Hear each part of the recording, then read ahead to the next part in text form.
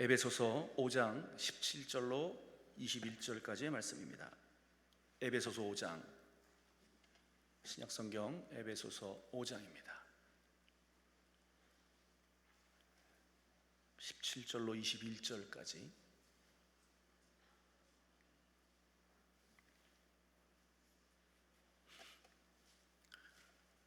에베소서 5장 17절로 21절. 앞서 여러분들에게 양해 말씀드립니다. 오늘 오시기로 한 김동엽 강사 목사님께서 차가 너무 많이 막히셔서 도저히 시간 내에 못 오신다고 연락이 왔어요. 그래서 오늘은 우리 기도원 최영원 목사님을 모시고 예배가 진행이 됩니다. 여러분 양해하시고 우리 김동엽 목사님 위해서 많이 기도해 주시면 감사하겠습니다. 다 같이 우리 17절부터 21절까지 한 목소리로 합독합니다. 그러므로 어리석은 자가 되지 말고 오직 주의 뜻이 무엇인가 이해하라. 술 취하지 말라. 이는 방탕한 것이니 오직 성령으로 충만함을 받으라. 시와 찬송과 신령한 노래들로 서로 화답하며 너희의 마음으로 주께 노래하며 찬송하며 범사에 우리 주 예수 그리스도의 이름으로 항상 아버지 하나님께 감사하며 그리스도를 경외함으로 피차 복종하라. 아멘. 오늘 말씀을 전개하실 강사 목사님은 최영환 목사님이십니다. 오늘 본문을 중심으로 성령 충만하라 라고 하는 제목으로 말씀을 증거하실 때 이 시간 성령의 충만함 받으시고 응답 받으시고 축복 받으신 은혜의 시간 되시길 주의 이름으로 축원합니다. 목사님 나오실 때 우리 할렐루야로 하나님께 영광의 박수 올려드립니다. 할렐루야, 할렐루야.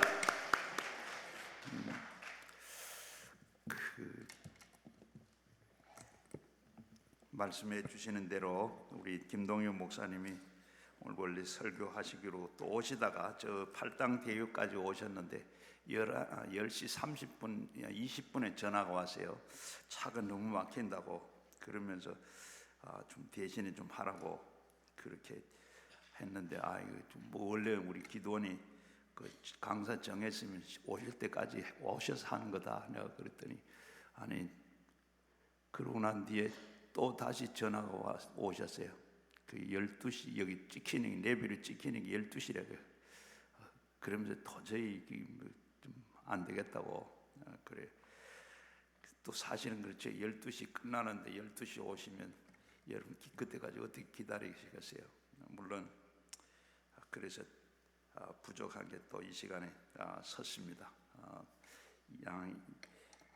그렇게 아시고 아마 지금 차가 많이 막힌 것 같아요. 다른 날보다 지금 우리 오시는 분들도 우리 좀 적게 오신 것 같은데 차가 무척 막힌다고 그럽니다. 네, 오늘도 이 시간 하나님이 우리 같이 해주실 줄로 믿고 같이 우리 은혜 나누었으면 합니다. 먼저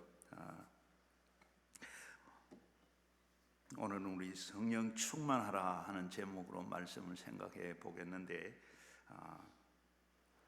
기도하면서 우리 김동영 목사님 해준다 생각하시고 그렇게 들으시면 좋겠습니다.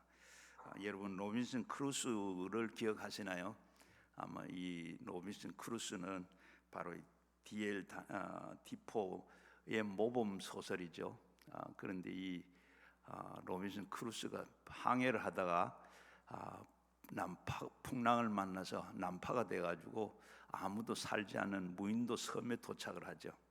그래서 무인도 섬에서 혼자 살면서 너무 외로워요. 여러분 한번 생각해보면 아무도 없는 섬에 혼자 산다는 게 얼마나 고독하고 얼마나 쓸쓸하고 또 그러겠어요. 그래서 앵무새를 키웁니다. 앵무새를 잡아가지고 앵무새를 기르는데 앵무새에게 말을 가르쳐요. 제일 먼저 자기 이름을 가르치죠. 그러니까 몇 년 만에 지금 자기 이름을 다른 이가 불러주는 게 너무 듣는 게 너무 강력해가지고 이 앵무새를 끌어안고 눈물을 흘렸다 그러죠. 그래서 이 소설이 말하는 건 여러 가지가 있는데 그 중에 하나는 바로 우리 인간은 이렇게 혼자 살 수 없다. 인간은 우리 혼자 살 수 없다. 우리 인생은 모두가 사회적인 동물이기 때문에 혼자 살 수가 없고 그런데 우리가 혼자 산다는 건 너무 삭막하고 생각만 해도 고독하죠. 그런데 우리가 교도소에 가서 가장 큰 중벌이 뭐라 그럽니까?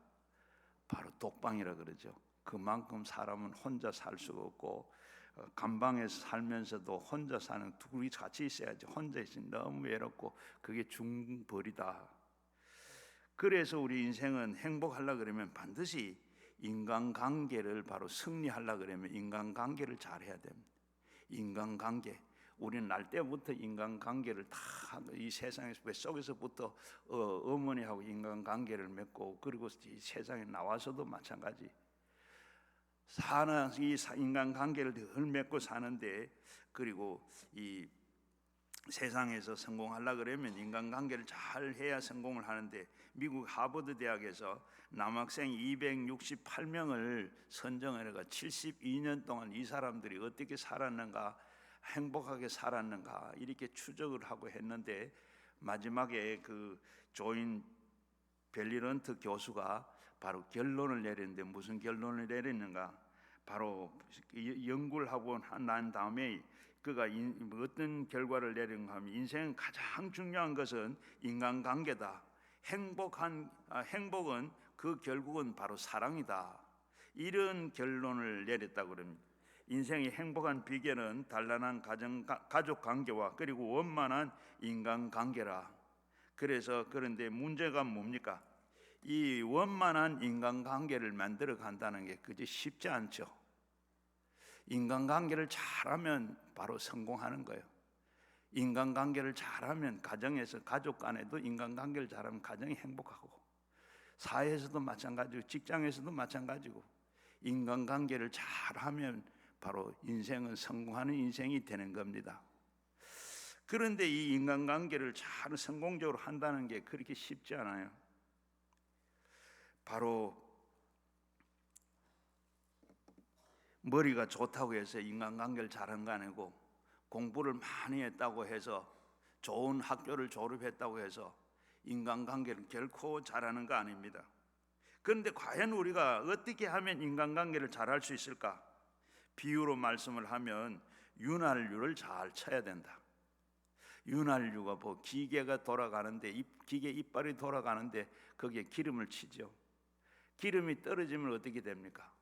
바로 뻑뻑거리고, 그리고 멈춰서고 깨지고 부서지고, 결국은 원활하게 돌아가지를 못합니다.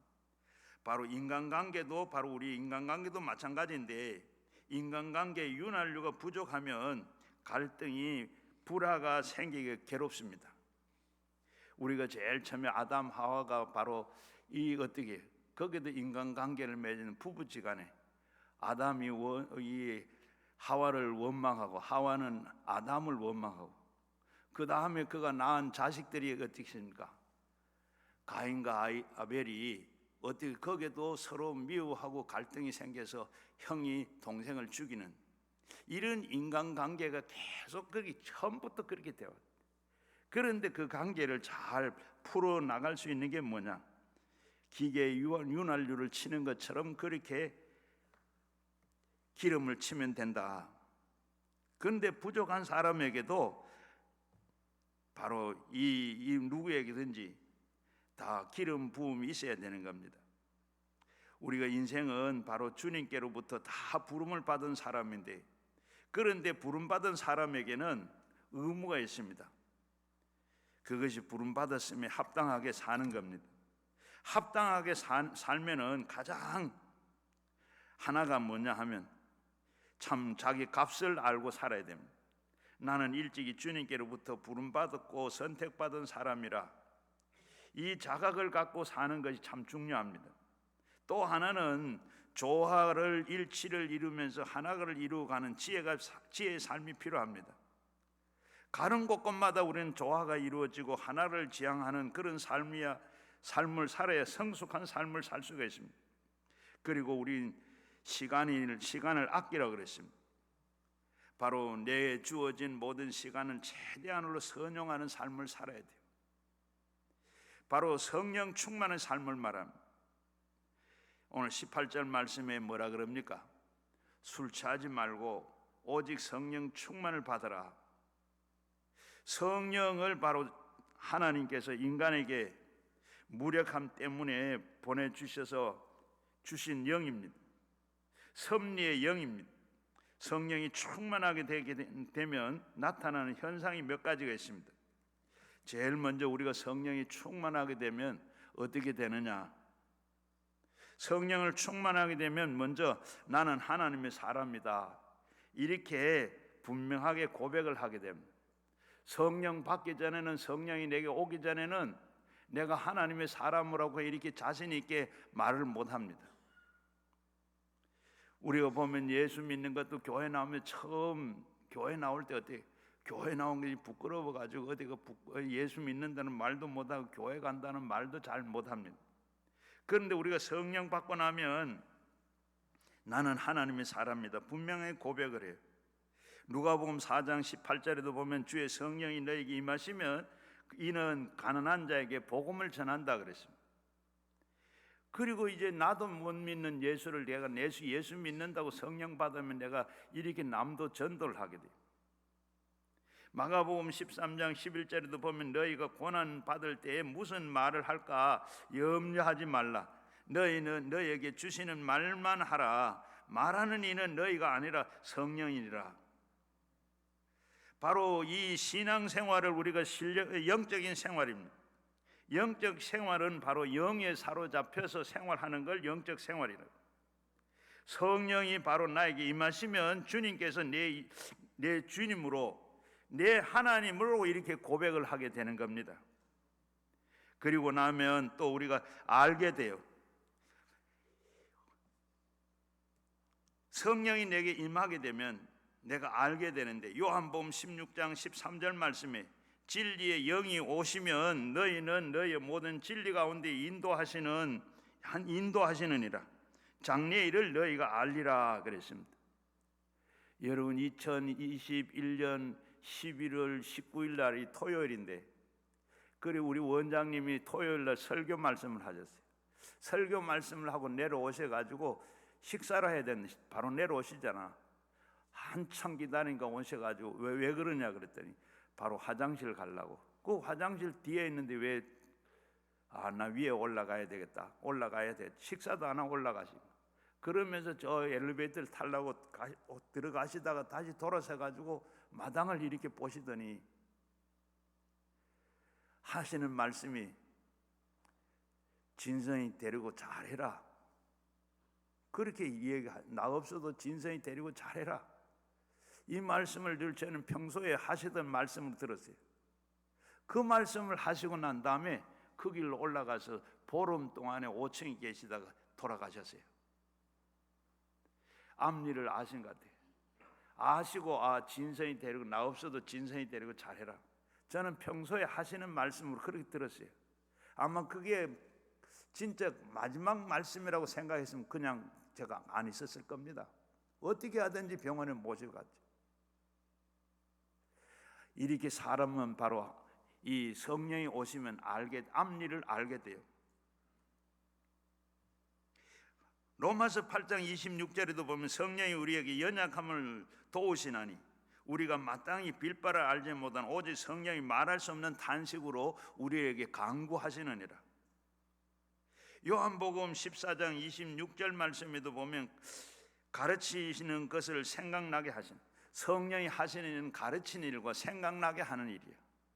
우리 학생들도 그리고 여러분들도 모두 성령 받아서 가르치고 생각나는 이 은사를 받으면 여러분 인생 성공할 줄로 믿습니다. 시험 치는 학생에게 여러분 어떻게 생각나게 하시고 가르쳐준다면 끝난 거 아니에요. 공부했던 것이 시험 치려고 하니까 그게 다 생각이 나. 어떻게 봤든지 어떻게 들었든지 그게 생각나고, 또 모르는 건 가르쳐준다. 그러면 시험 칠 건 뭐 시험도 아니죠. 이건. 여러분 우리 인생도 그러한, 학생들은 이 은사를 받으면 참 좋겠고 여러분들 이 은사를 받으면 좋겠어요. 여러분이 사업을 하시든지 무슨 일을 하든지 내가 하는 일을 하나님께서 가르쳐주고 생각나게 하신다. 가르쳐준다. 이걸 생각나게, 이거 옳고 그런 걸 생각나게 하고, 그리고 우리가 가르쳐주신다. 이거 하면 안 돼. 성령이 가르쳐주는, 그렇게 막아. 우리가, 여러분 그렇잖아요. 여러분이 일을 하다가 보면 어떤 일이니 하지 말아야 되겠다, 하다가도 하려고 안 해야 되겠다, 이렇게 생각이 날 때이지. 이거는 성령께서 우리에게 가르쳐 주셔서 하지 말아야 될 일, 할 일을 하나님께 가르쳐 주고 하시는 줄로 믿습니다. 성령이 오시면 이렇게 돼요. 여러분, 진정한 봉사가 무엇입니까? 이 세상에서 가장 복된 게 뭡니까? 이 세상에 제일 복된 일이 뭐죠? 예수를 믿고 사는 겁니다. 세상의 모든 사람들이 다 예수를 알고 삽니까? 예수를 모르고 사는 사람들이 훨씬 더 많습니다. 여러분들은 예수님을 알고 믿고 사는 것이 참 복인 줄로 믿으시기를 바랍니다. 어떤 분은 바로 집에 손님이 왔어요. 자기 집에다가 자기 교회 손님들을 청해놔 놓고 식사를 대접하고 그리고 자기 방을 데리고 갔어요. 방에 들어가니까 온 방에 서재에 책으로 가득 차 있어요. 그러면서 나는 목사의 사위인데 내가 아침에 6시에 일어나 7시까지 성경책을 펴놔 놓고 성경을 읽고 묵상하고 큐티도 하고 그러는데 나는 아직까지 예수를 알지 못한다. 예수가 누군지도 그러고 믿으려고 그래도 믿어지질 않는다. 성령이 오시면 믿어져요. 성령이 오시면 알아져요. 얼마나 그분의 답답함을 아시겠어요? 여러분, 이렇게 여러분들은 자연스럽게 어떤 모양으로든지 예수 믿고 예수 알고 더 알려고 오늘 여기 오신 줄로 믿습니다. 그게 참 복된 줄로 아시기를 바랍니다. 우리가 어떨 때는 신앙생활 하다가 보면 와, 내가 예수를 믿었나? 너무 힘들어서 어려울 때 그렇게 이 얘기도 하고 생각도 할 때가 있는데 여러분, 그건 마귀가 주는 생각입니다. 오늘 우리가 정말로 이렇게 어떤 모양으로든지 예수를 알고 믿고 또 믿어가고 있는 것 참 복인 줄로 믿으시길 바랍니다. 그런데 불행하게도 바로 앞에서 말씀드린 그 사람은 바로 예수를 믿으려고 믿어지질 않아. 그런데 여러분, 자연스럽게 믿어지는 게 얼마나 은혜고 감사합니까? 저는 고린도전서 12장에 보게 되면 바로 믿음의 은사도 있습니다. 믿어지도록 하나님께서 은사를 주시고 그 은사가 여러분들에게 주어져서 믿고 오늘도 여기에 다 나오신 줄로 믿어요. 그리고 여러분들이 위로의 영임, 성령은 위로하시는 영임. 이사야 57장 18절에 보면 슬퍼하는 자에게는 위로를 얻게 하려 하심이라. 스가랴 1장 13절에 보면 위로하시는 말씀으로 대답하시느니라. 고린도 후서 7장 6절 말씀에는 비천한 자를 위로하시는 하나님이라. 성령이 가장 가까이 하시는 사역은 위로의 사역입니다. 성령이 오시면 위로가 돼요. 성령이 오시면 위로가 되는데 여러분, 우리가 보면 우리가 외국에 주재원으로 가든지 공부를 하러 가든지 가서 그렇게 외로울 때 어디 고향 사람 만나 고향 소식 듣고 그렇게 하려고 그러면 교회를 나가게 돼. 교회를 나가다가 보면 어떻게 위로도 받기도 하고 거기에서 그다음 믿음을 갖게 됩니다. 6.25 사변 나고 난 뒤에 제일 교회가 잘 된 게 왜 잘 된지 아세요? 다른 데는 전부 위로가 없는데 교회만 가면 위로가 있어요. 성령께서 위로해 주시고 말씀을 통해서 위로를 받고 또 고향 사람 만나서 참 어떻게 살아왔는지 그걸 보면 그런 얘기를 들으면서 또 위로를 받고 이렇게 해서 교회가 바로 6.25 사변 난 후에 그렇게 교회가 부흥되고 많이 모였던 것은 바로 그렇습니다. 위로가 있는 목회, 이 목회가 제일 좋은 목회인 줄로 믿습니다.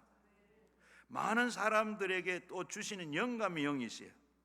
할머니들에게 필요한 영감이 아니고 영감, 우리에게는 바로 성령이 바로 그런 영입니다. 시편 51편 10절 말씀에 내 안에서 정직한 영을 새롭게 하옵소서.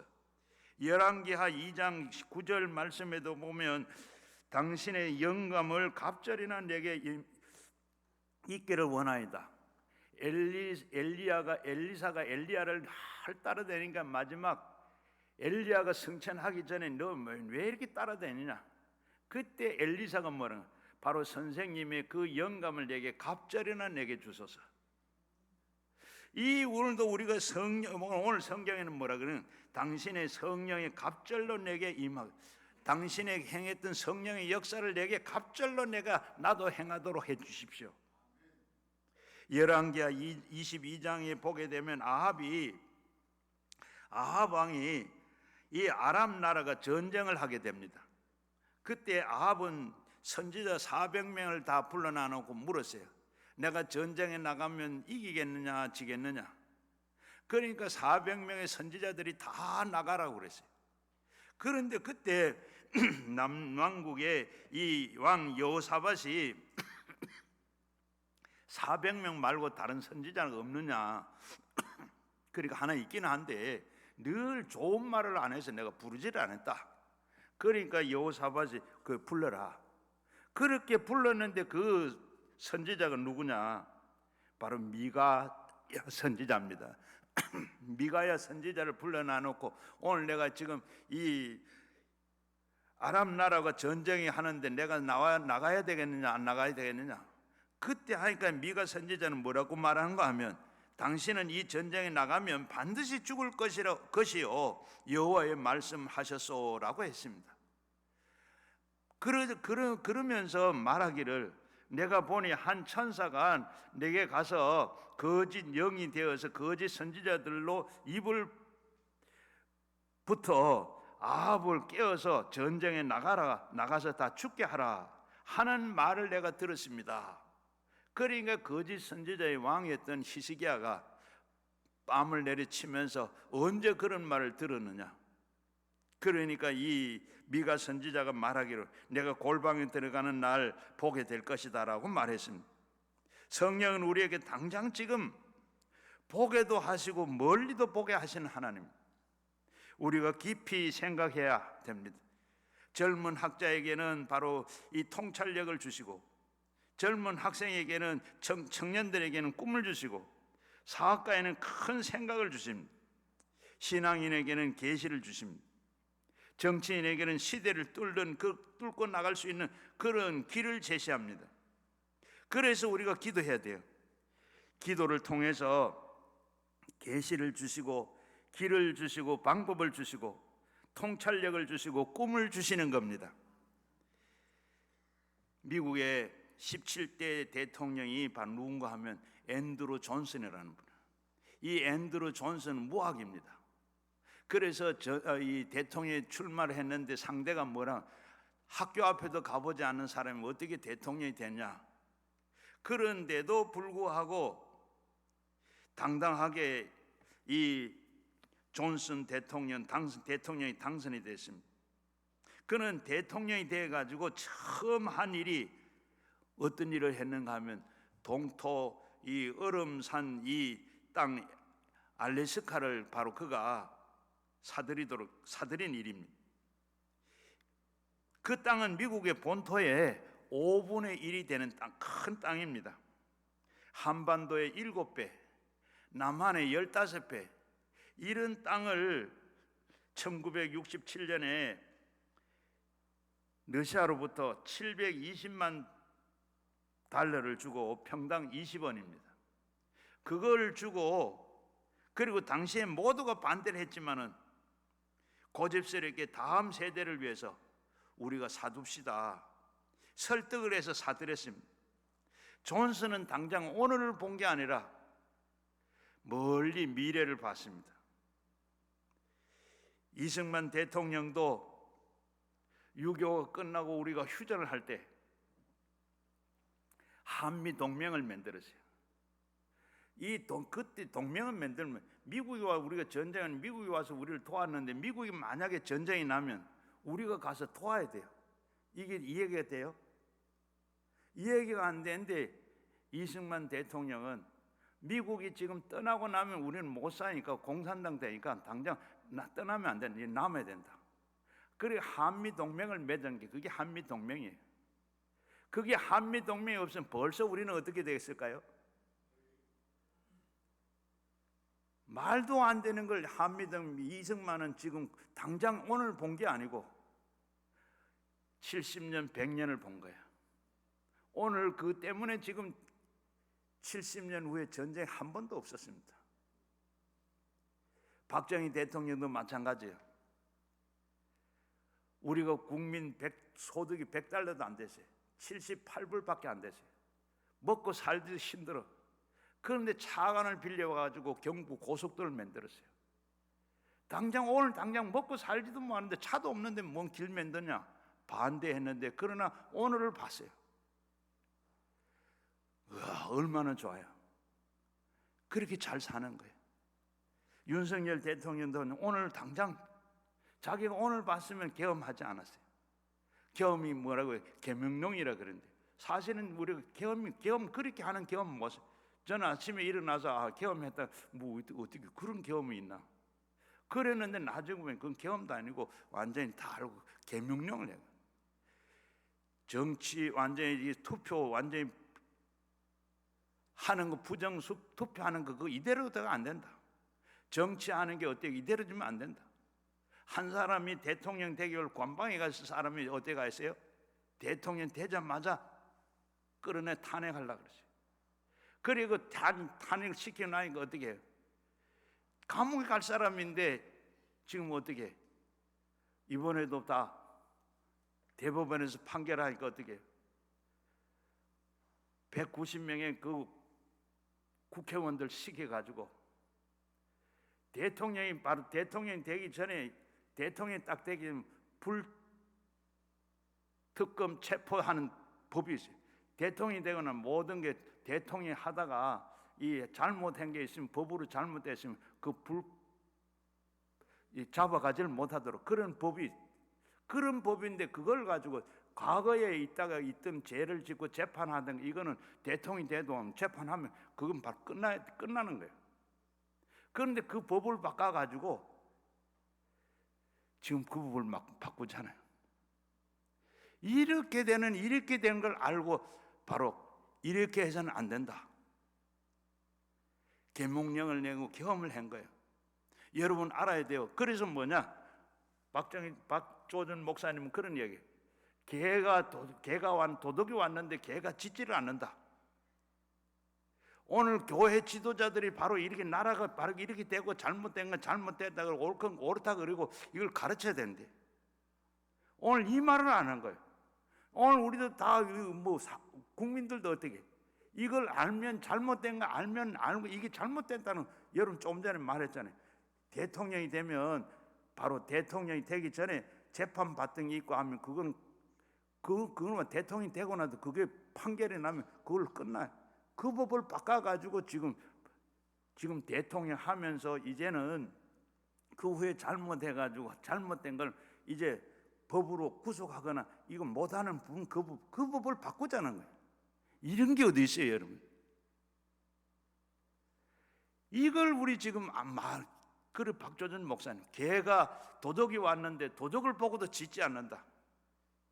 여러분 옳은 걸 많은 걸 배우고 옳게 해낸 사람들이 이걸 보고 지금 말을 하지 않는다. 백성들이 지금 그때 가만히 있어야 좋아요. 가만히 있으면 어떻게 돼요? 이 나라가 어떻게 됩니까?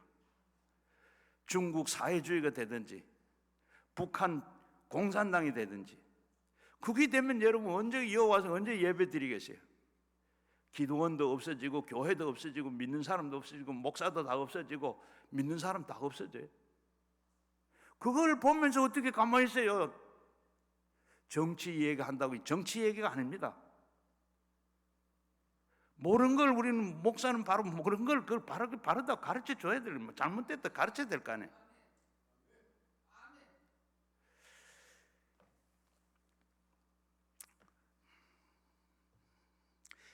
존슨 대통령은 지금을 보지 안 하고 저 앞날을 보고 알래스카를 샀어요. 정치하는 사람은 바로 오늘도 중요하지만은 미래도 볼 줄 아는 이게 지도자입니다. 요엘 선지자는 바로 내 영이 만민 중에 부어주리니 너희 자녀들에게 장래 일을 말할 것이요 너희는 늙은이들은 죽을 꿈을 꾸며 그리고 젊은이들은 이상을 볼 것이다 라고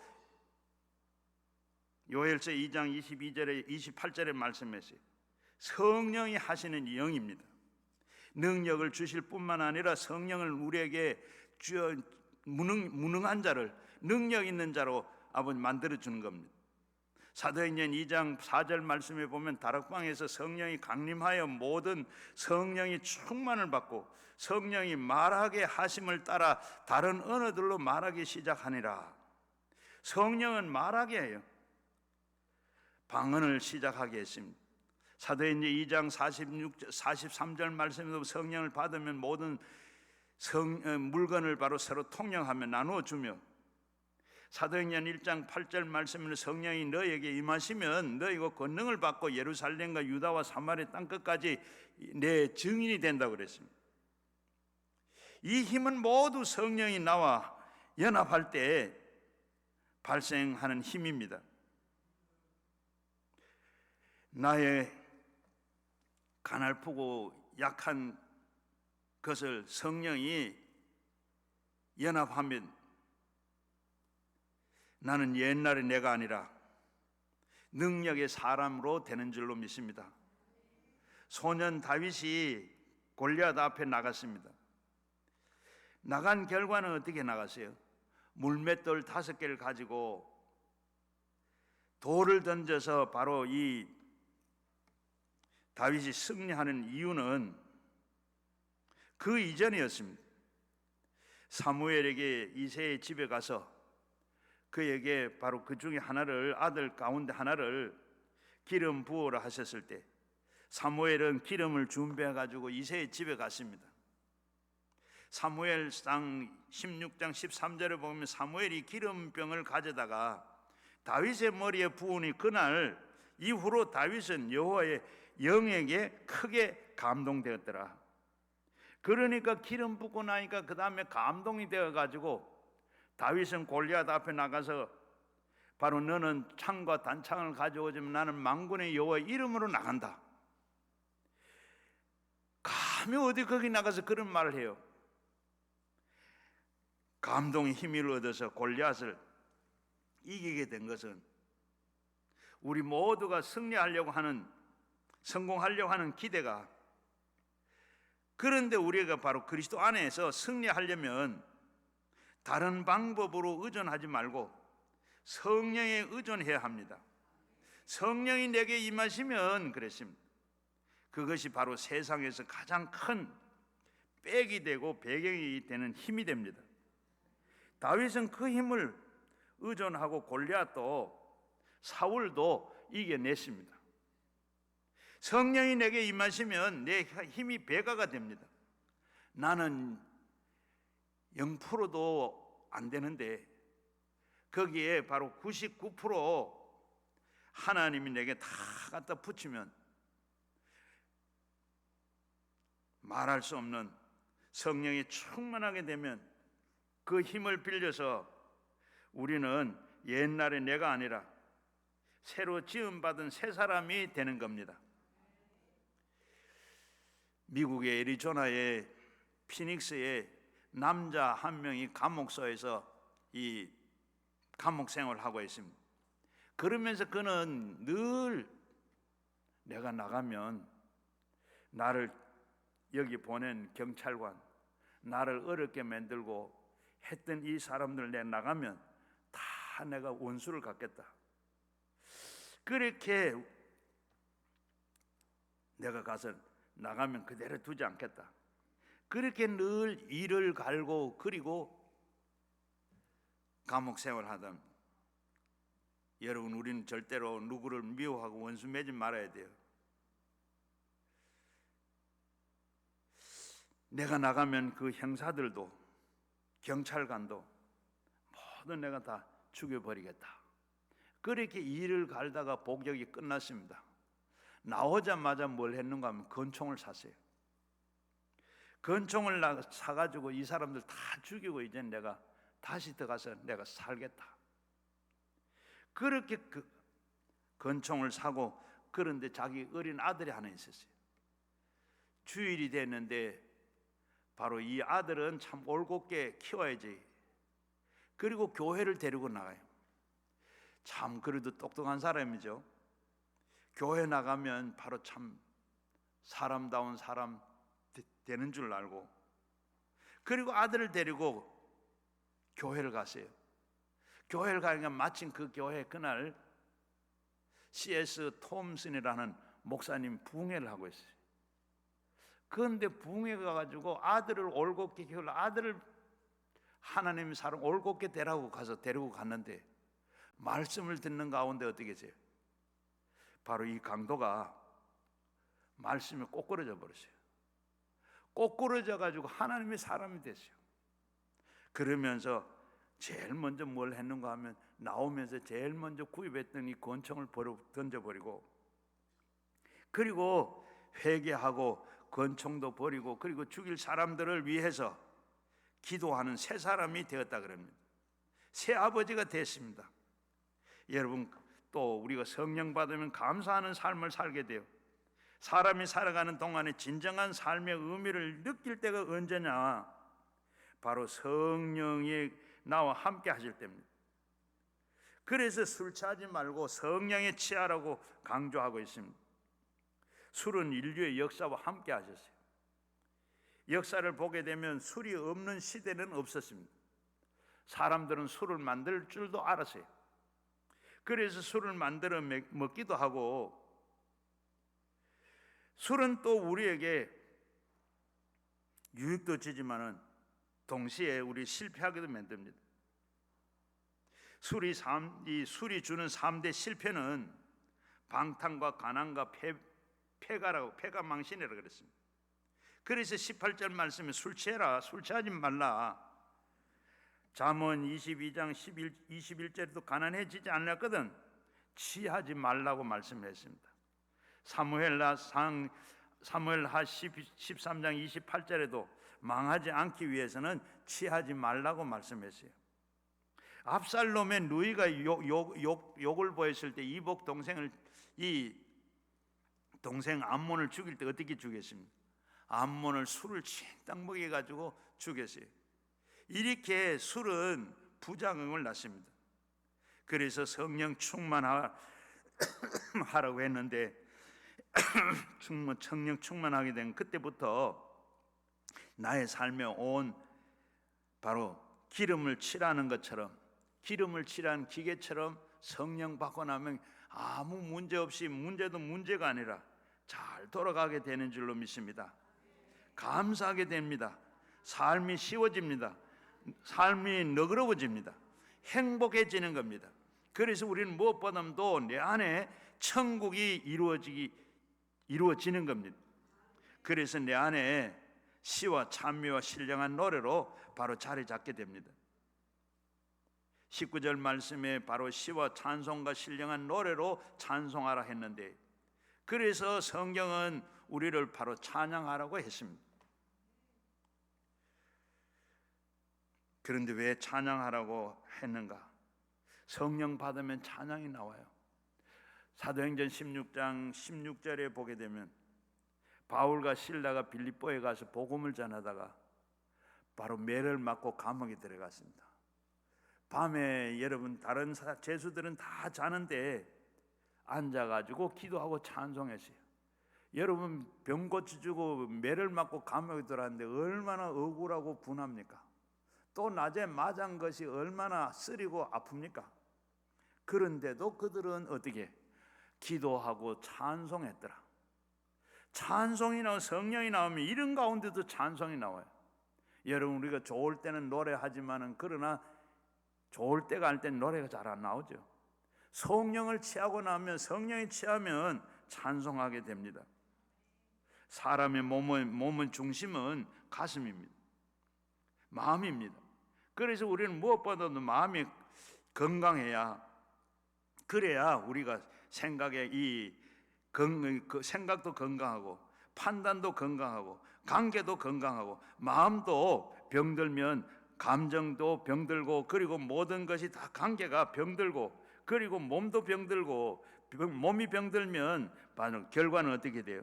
신앙도 병들고 영적으로도 병들게 됩니다. 여러분 우리가 행복하게 사는 인생을 살고 싶죠? 성공적인 인생을 살기를 원하시죠? 그러면 우리가 인간관계에 윤활유를 잘 치기를 바랍니다. 그래서 모쪼록 이 행복한 인생, 성공적인 인생으로 살아가는 저와 여러분들이 다 되시기를 바랍니다. 바로 성령 충만은 인간관계의 윤활유입니다. 성령이 바로 성령의 별명이 뭡니까? 불같은 성령, 바람 같은 성령, 기름 같은 성령, 물 같은 성령, 기름 같은 성령. 바로 우리는 구체적으로 인간관계의 윤활유가 무엇인가? 성령 충만입니다. 오늘 본문 말씀에 보면 사도 바울은 성령 충만에 대해서 증거를 했는데 18절 말씀에 술 취하지 말고 이는 방탕한 것이니 이는 성령의 충만을 받아라. 여기 왜 술을 취함과 성령의 취함을 충만한 것을 언급했을까요? 바로 결과는 완전히 상반되지만은 현상이 유사합니다. 현상이 어때요? 술에 취하게 되면 바로 이 취하는 것과 성령이 취하는 것이 같습니다. 사람이 술이 취하면 어떻게 되죠? 바로 인격이 지정이가 바로 완전히 술에 의해서 완전히 다 움직이게 됩니다. 생각도 감정도 의지도 술의 힘에 의해서 다 좌우가 됩니다. 한마디로 술이 그 사람을 완전히 지배하고 컨트롤해 버립니다. 그런데 술에 취하면 전혀 다른 사람이 되죠. 이와 마찬가지로 성령에 충만하면 성령에 취해서 성령의 힘에 의해서 그 인격 지정의가 다 완전히 움직이게 됩니다. 내가 막 행동하던 내가 아니라 이제는 성령의 컨트롤 가운데 내 생각하고 그 느낌과 이 결심을 행동을 그대로 하게 되는 줄로 믿습니다. 그래서 우리는 결심하고 행동하게 되는데, 그러니까 성령 충만은 바로 성령의 지배와 성령의 컨트롤 상태를 말합니다. 술에 취하면 방탕하고 천박한 인격이 되지만은 성령이 취하게 되면 어떻게 해요? 천사와 같고 예수님과 같은 고상한 인격을 가지게 됩니다. 성령이 충만을 받으면 우선 우리가 하나님과의 관계, 대신 관계가 바로 대신 관계라는 원만하게 됩니다. 하나님과의 관계가 원만하게 돼요. 저절로 찬송이 나오고 감사가 나오는 겁니다. 그리고 더 나은 성령의 충만이 인간관계를 잘 맺게 만듭니다. 21절 말씀에 보면 그리스도를 경외함으로 피차 복종하라. 피차 복종하라. 말씀을 하고는 서로 좋은 관계를 바로 이 사랑의 뜻입니다. 이건 바로 명령하기도 하지만은 그러나 내 힘과 내 노력으로 실천할 게 있는 것이 아니라 성령의 충만을 받으면 억지로 하지 아니하고 성령의 능력으로 저절로 되는 줄로 믿습니다. 성령이 내 마음속에 역사하면 먼저는 예수 그리스도를 경외하게 됩니다. 그리고 주님을 사랑하게 되고 그 사랑으로 자연스럽게 이웃을 사랑하게 됩니다. 여기에서 우리는 가장 중요한 원리를 발견하게 되는데, 인간관계를 잘 하려고 그러면 먼저 대신관계, 하나님과의 관계가 원만해야 하게 됩니다. 예수님도 이런 원리를 강조하고 있습니다. 마태복음 22장 37절 이하에 보게 되면 예수님께서 말씀하시기로 마음을 다하고 뜻을 다하고 몸을 다하고 목숨을 다하고 너희 하나님을 사랑하라고 하셨으니 이는 크고 첫째 되는 계명이니 둘째도 이와 같으니라. 내 이웃을 내 몸같이 사랑하라. 이 두 계명은 율법과 그리고 선지자라고 말씀하고 있습니다. 이 말씀을 위대한 계명이라고 부르고 있습니다. 먼저는 대신관계가 하나님과 진심으로 사랑하게 되고 그 다음에 대인관계, 바로 이웃을 자기의 몸처럼 사랑하게 된다는 말씀입니다. 이것을 가능케 하시는 분이 바로 성령님이십니다. 이른바 우리는 거룩한 삼각관계, 바로 인간의 삼각관계는 아주 복잡하고 안 좋은 것이지만은, 세상에서 삼각관계는 큰 문제지만은 성령에 함께 하시는 이 삼각관계는 아주 좋은 관계입니다.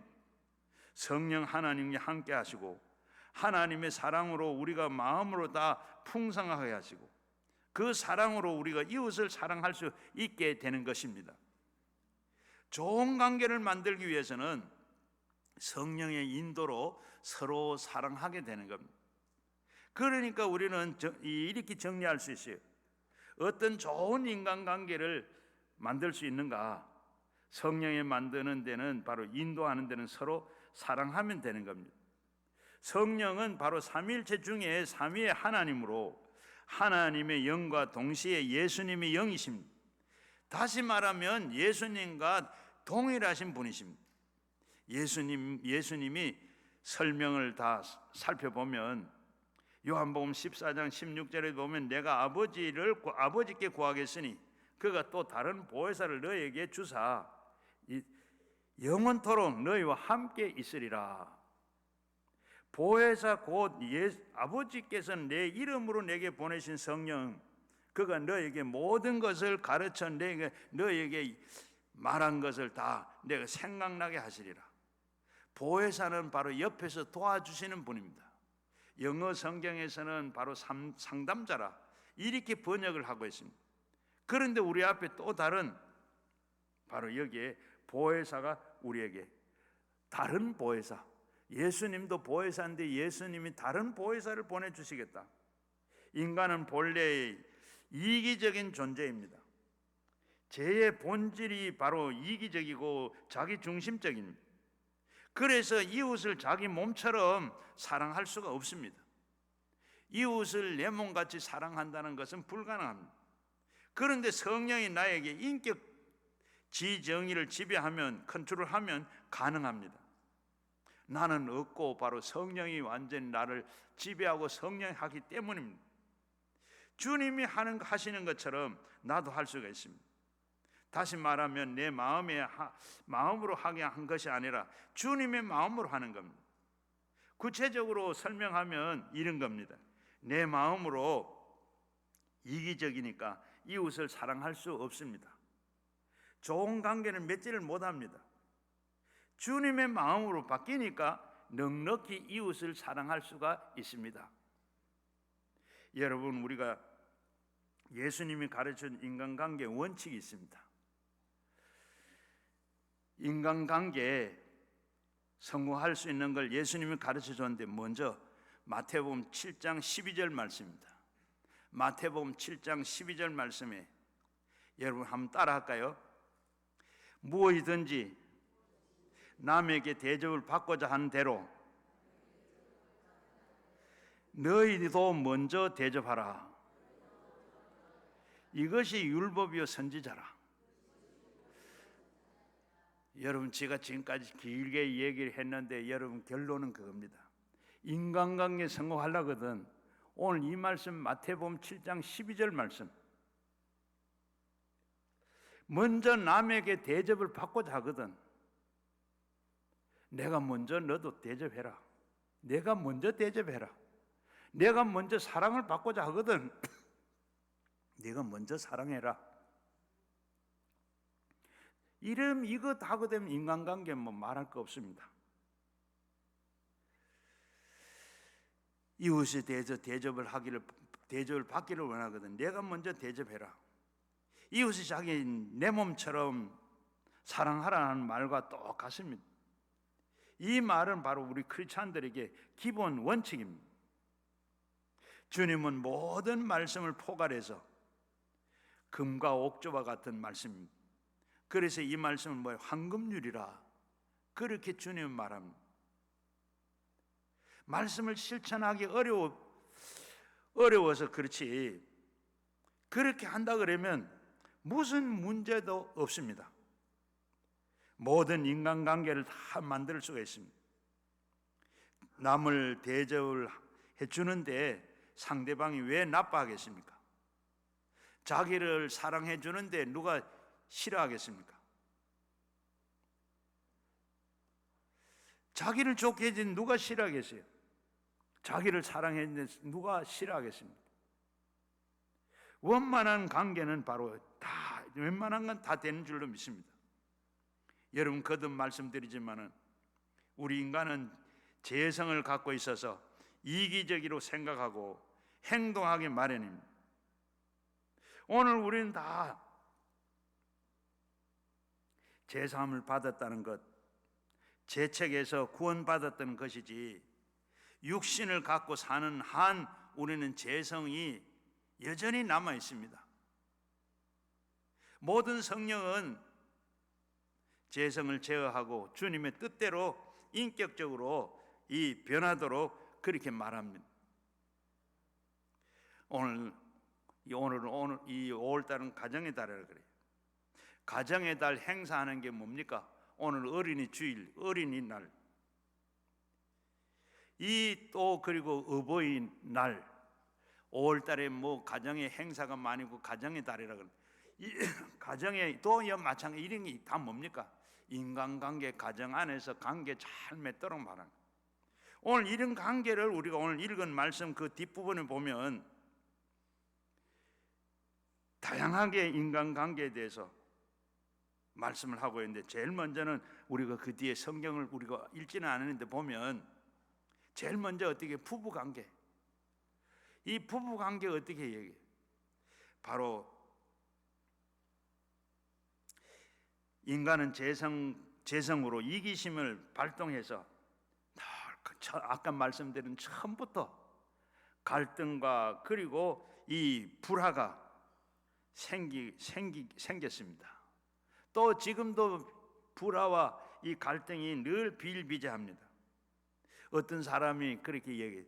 부부싸움을 않는 비결을 가르쳐 주겠다. 그러니까 사람들이 모두 다 그 비결이 뭐냐? 여러분도 안 궁금해요? 그게 뭐냐? 그러니까 이 사람은 결혼 안 하면 된다. 무슨 말입니까? 부부지간에 다 갈등이 다 있고 불화가 다 있다는 거예요. 남 두 몸이 한 몸이 되어서 산다는 게 그렇게 어렵습니다. 모든 인간관계 그렇듯이 부부관계도 갈등이 있고 거기에 바로 불화가 있습니다. 그래서 성경은 뭐라 그럽니까? 읽은 말씀 뒤쪽에 보게 되면 아내들은 남편에게 복종하고 남편들은 아내에게 죽게 하듯이 헌신해라. 다 이 말은 옳은 말이에요. 그런데 거기에 보면 어떻게 해요? 남편을 보면 내한테 잘 순종만 해봐라. 굽시면 순종하면 내가 다 헌신하지. 부인에게 물으면 뭐라 그래? 그저 나한테 그저 내가 잘 그저 헌신만 해봐라. 내가 고분고분 다 순종하지. 다 서로가 어떻게 해? 생각이 자기 이주, 자기 본 중심이지. 앞에서 말씀드린 대로 내가 먼저 대접을 하고자 하거든. 대접을 해라. 이거 하면 해결이 돼요, 여러분. 오늘 가정에 문제가 있어 부부지간에 갈등이 있으면 여러분 이 말씀 생각해보고 그대로 한번 살아보십시오. 내가 먼저 하기 전에 내가 먼저 사랑하고 헌신하고 봉사하고 내가 먼저. 주님이 우리가 다 먼저 어떻게 했어요? 주님 먼저 십자가 지셨어요. 우리가 주님 앞에 가서 뭐 해서 주님이 대신 십자가 진 게 아니고 주님이 우리를 먼저 십자가를 지시고 우리의 죄를 다 씻어 주신 거예요. 그리고 그 다음에는 뭐예요? 부모 자식 간의 관계를 얘기하고 있어요. 성경에 보게 되면 부모 자식 간의 관계입니다. 여기에도 보면 늘 갈등이 만만치 않습니다. 자식은 자식 입장에서 보면 부모에게 잘해줘 보세요. 그러면 다른 아이들보다 더 효도하겠지. 부모는 뭐요? 야, 공부 잘해봐라. 내가 그러면 잘해줬지. 그러니까 이런 얘기 있어요. 어떤 아들이 아버지는 왜 이건희 회장처럼 안 됐어요? 이건희 회장처럼 됐으면 내가 좀 덕을 좀 볼 건데. 그러니까 그 아버지가 하는 말이 야, 너는 왜 손흥민처럼 안 됐느냐? 여러분 이렇게 가면 언제나 근데 어떻게 거기에 불화가 있고 거기에 갈등이 있어요. 이게 아니라 전 먼저 앞에서 말씀드린 대로 뭐요? 내가 먼저 대접받고자 하거든 대접해줘라. 사람들이 얼마나 자기 중심적인가 단적인 얘기가 있습니다. 30대 가정이 있었는데 이 집에는 바로 이 맞벌이를 해요. 그러니까 부인이 늘 그냥 힘들어 하니까 남편이 내가 다 설거지는 내가 해주겠다. 그렇게 하다가 보니까 이 주부 습진이 생겼어요. 그래가지고 어머니한테 자기 좀 어리석게도 자기 엄마한테 얘기했어요. 그렇게 얘기했더니 이 엄마는 뭐라고 얘기하는 거야? 얘 못난 자식 당장 때려쳐라. 그런데 장모한테 이 얘기를 했더니 장모는 우리 사위 참 기특하고 예쁘다 그러면서 고무장갑을 사주더랍니다. 여러분 어떤 똑같은 사람인데 보는 게 달라요. 전부 어떻게 해요? 엄마는 아들 생각 입장에서, 장모는 어떻게 딸의 입장에서, 딸 생각에서 그렇게 생각하는 입장이 이렇게 다른 거예요. 여러분 여기도 마찬가지, 부모 자식 간에도 먼저는 내가 먼저 앞에서 예수님 말씀한 대로서는 내가 먼저 대접을 받고자 하거든. 대접해라. 내가 성경에 말씀하는 대로 성경에서 말씀하는 것처럼 자식에게도 노하게 하지 말고 그렇게 해줄 때 부모 자식 간에도 마찬가지. 이런 관계를 우리가 할 때 좋은 부모 자식 간에도 관계가 이루어진 줄로 믿습니다. 여기 보게 되면 에베소서 6장 4절 말씀에 부모가 자식에게 말씀이 나오는데 또 아비들아 너희 자녀들을 노엽게 하지 말고 오직 주의 교훈과 훈계로 양육해라. 부모는 자식을 잘하고 못하고 이전에 먼저 어떻게 해요? 다 무조건 나를 낳아줬으니 참 하나님 앞에 다 자식은 부모를 다 공경하고 해야 되겠고 자식을 잘 양육하라 그랬습니다. 만일에 부모가 이기적인 생각이나 육신적으로 가지고 좌우하면 바로 자식은 어떻게 분노하게 돼요. 갈등과 불화가 바로 작용을 하게 됩니다. 가족 관계도 바로 분명히 문제가 생기게 돼 있어요. 마음의 상처를 입게 되고 더 나아가서 모든 하는 일이 다 꼬이게 되고 삶의 그 자체가 바로 흔들리게 돼요. 이 여자 테니스 스타라고 하는 이 스타였던 이 마르티나 힝거스의 이야기인데 바로 그는 테니스의 신동이라 그래요. 그 테니스의 신동이라 그랬는데 바로 윌브런트 대회에서 바로 세계 랭킹 1인데 무명의 선수 이 16살 된 무명의 선수에게 52분 만에 0대2로 참패를 당했어요. 사상 최대의 이변이 벌어졌습니다. 그래서 모두가 다 놀라서 어떻게 저렇게 됐냐 하고 나중에 알아보니까 어떻게 돼요? 바로 이 경기 전날 이 힝크스는 어머니하고 대판 싸움을 했다 그래요. 그래 그 엄마하고 싸웠는데 그게 감정이 돼서 그냥 없어집니까? 그래가지고 이 테니스 경기를 하는데 볼이 보여요. 그리고 엄마가 또 이렇게 관중석에 앉아서 응원하다가 보고 있다가 왠지 자리를 벌떡 일어났어요. 그리고 이 힝크스 선수가 공을 치다가 어머니 나간 걸 봤어요. 그러면 머리에 생각이 어때요? 볼이 보이겠어요. 엄마가 왜 저렇게 나갈까? 어제 그게 아직 감정이 안 풀렸는가? 엄마가 아직까지도 그런가? 이런 생각, 내가 뭐 잘못했는데 없는데 뭐 이런 잘 뭐 생각을 다, 그리고 볼이 안 보이지. 여러분 이 얘기를 하면서 하나 제가 좀 이 얘기 좀 드리는데 여러분 예배 드리러 오거든 절대로 예배당에 들어온 이상 움직이지 마세요. 움직이지 마세요. 물론 생리적인 일이 있으면 할 수 없지만은 그 전에 다 볼 일도 다 보시고 여러분 여기 들어와서 예배 드리는 그 시간에는 설교자가 어떻게 해요? 교인이 지금 일어나가서 이렇게 나가면 저분이 나가면 왜 저렇게 나갈까? 전 그렇게 생각이 나요. 내가 설교를 너무 길게 하나? 또 내가 너무 심한 걸 했나? 뭐 저분이 뭐 상처를 받았나? 이런 지금 하나님이 주신 말씀을 지금 전해야 되는데 이걸 전하면 딴 말을 하게 돼. 딴 생각 이분 지금 나가는데 생각은 딴 게 하나님 주신 생각을 안 못하는 거예요. 잊어버리게 되고 혼란이 생기게 되고 잘못하게 돼요. 여러분 예배당에 들어오거든 절대로 움직이지 말고 예배 끝날 때까지 축도 다 끝나고 그래 나가시는 여러분 되기를 됐으면 좋겠습니다.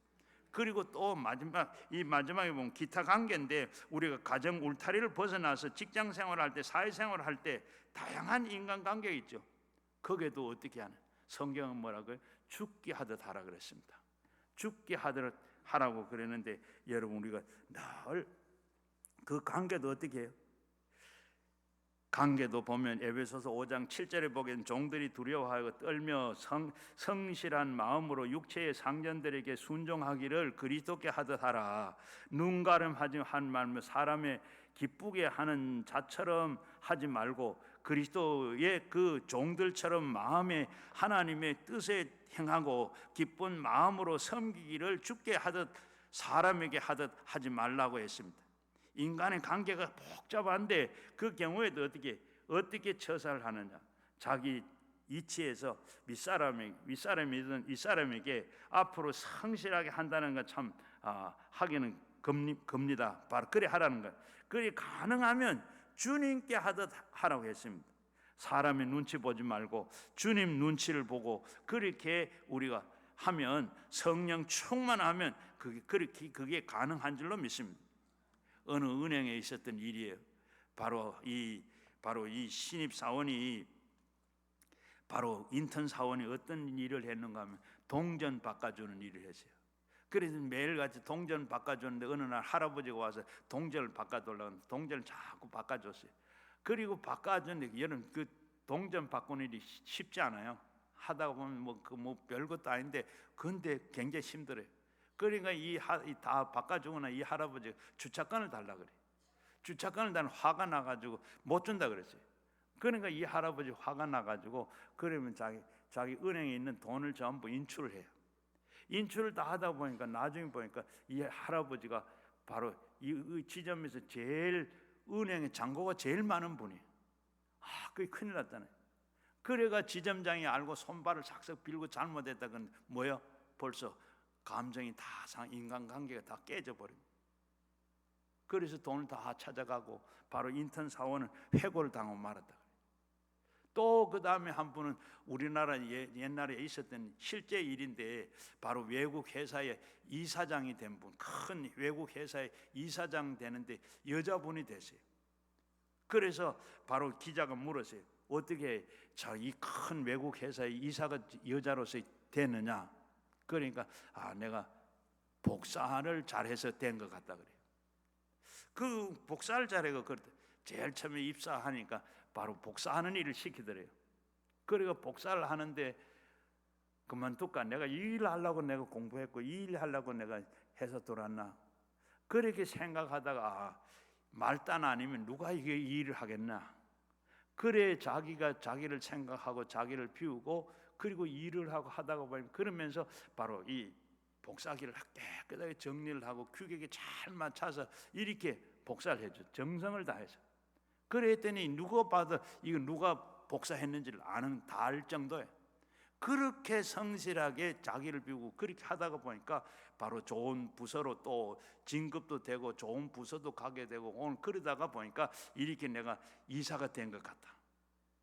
여러분 오늘도 우리가 다 마찬가지, 바로 자기 이기심과 자기 중심을 버리고 그렇게 할 때, 오늘도 이 에베소서 6장 9절 말씀에 상전들도 바로 그들에게 이와 같이 하고 위협을 그치라.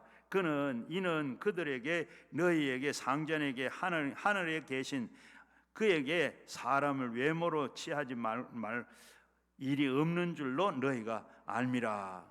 여러분 아랫사람에게도 함부로 대하지 말고 무시하지 말고 바로 주님을 섬기듯이 그렇게 해라. 바로 요즘 우리가 이렇게 하는데, 오늘도 말씀드리는데 오늘 제가 말씀드린 예수님께서 대인관계 잘 할 수 있는 것, 성공할 수 있는 것, 여러분 뭐라고요? 먼저 마태복음 7장 12절 말씀에 바로 너희가 대접을 받고자 하거든 대접을 해라. 여러분이 우리가 인생 앞에 인간관계 맺는 일, 앞으로 우리가 살아가는 일에 언제나 이 말씀, 주님이 주신 말씀 생각하고 가정에서나 직장에서나 사회에서나 항상 내가 대접을 받고자 하거든 먼저 네가 대접을 해라.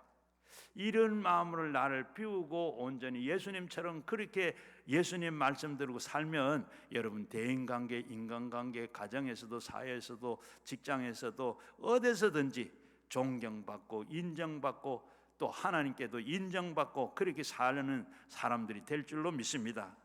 우리 다 같이 기도하겠습니다. 아버지 하나님 감사합니다. 오늘도 아버지 하나님이여 또 가정의 달을 맞아 오늘도 하나님 우리가 교회를 나왔고 하나님을 믿고 하나님을 찾아 나왔는데 하나님 믿는 것이 가장 하나님 아는 것이 가장 귀한 일이고 복된 일인 줄로 믿습니다.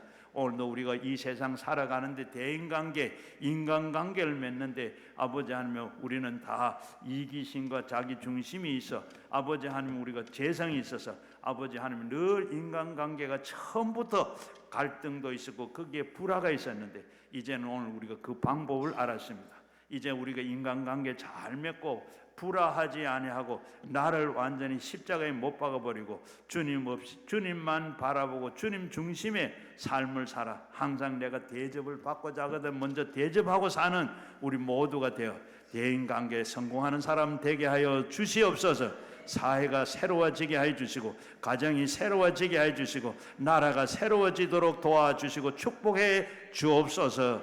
예수님 이름으로 기도하옵나이다. 아멘.